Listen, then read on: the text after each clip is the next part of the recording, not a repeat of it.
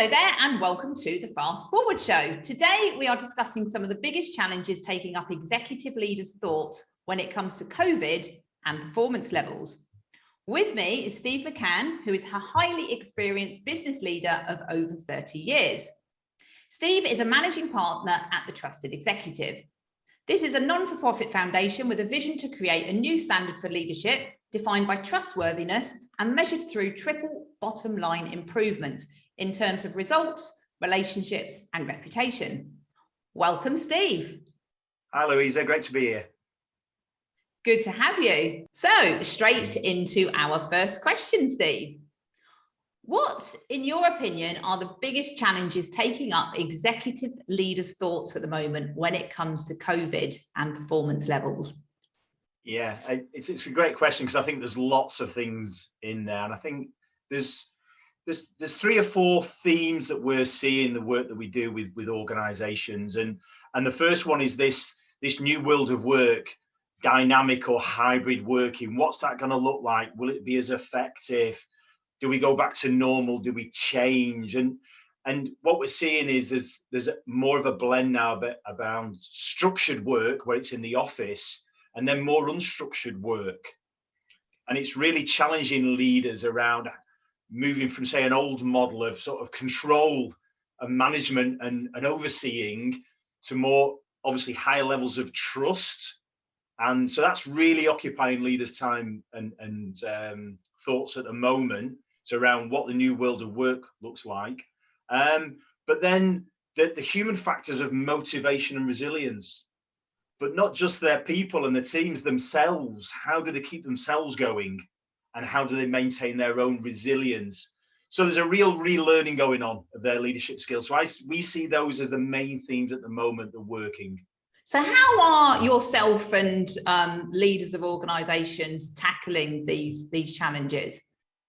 A lot of it is around, first of all, just trying to take time to stop and take stock.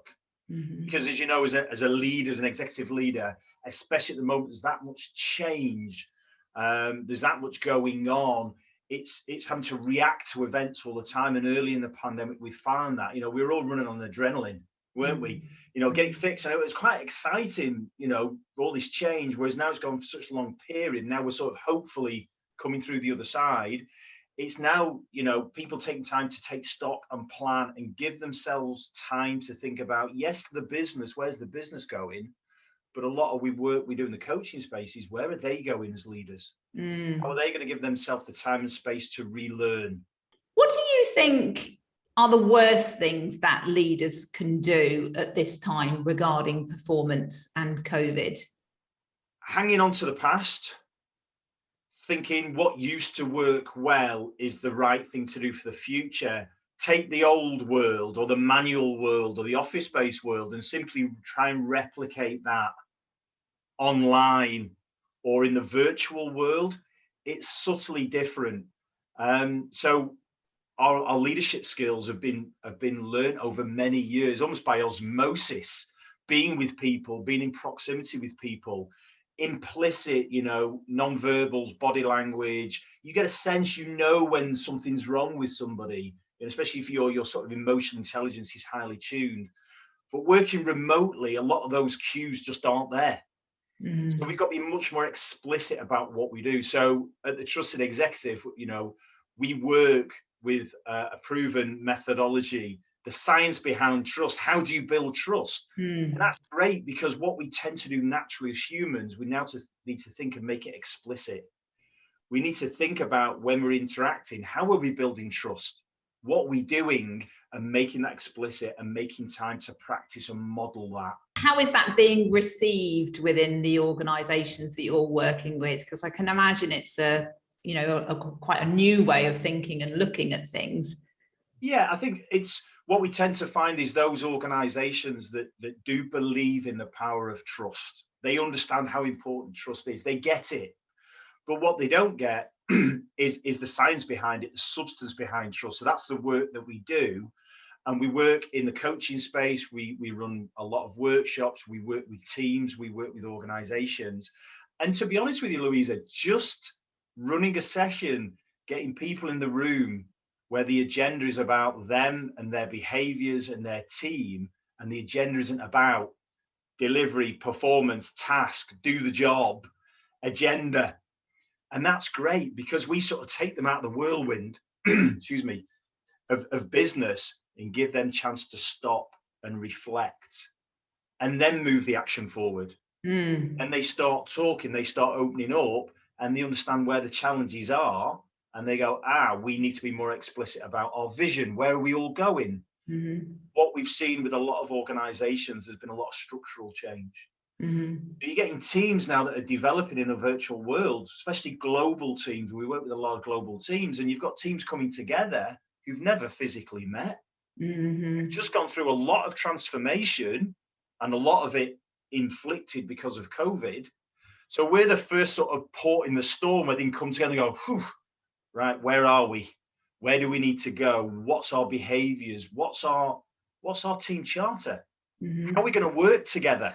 So Steve, what do you think is the one thing that leaders should be focusing on right here and now when it comes to performance, bearing in mind the situation we're in currently? Well, I think you can answer that question yourself. Let's be honest. It's about building trust.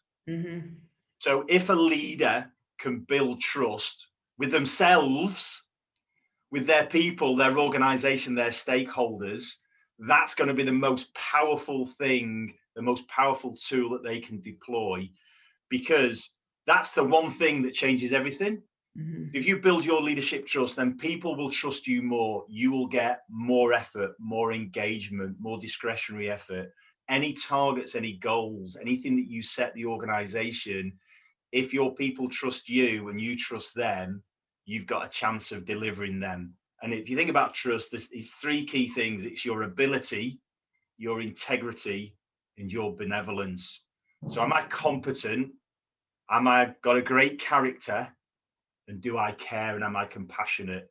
Those three, that's the three legs of the stool. And some of it, is natural to us, and some of it isn't. But if we focus on building that strong stool or that strong platform, trust, one thing that changes everything. What do you think that people misperceive trust as? What's the common mistake that people think, well, my people trust me?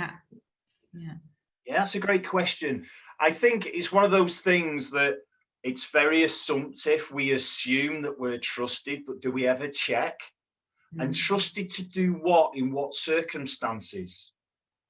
Because trust is very multifaceted, lots of different areas. I might trust you as a competent technician to deliver a technical piece of work, but do I trust you enough to share my vulnerabilities and where I am and what's going on for me?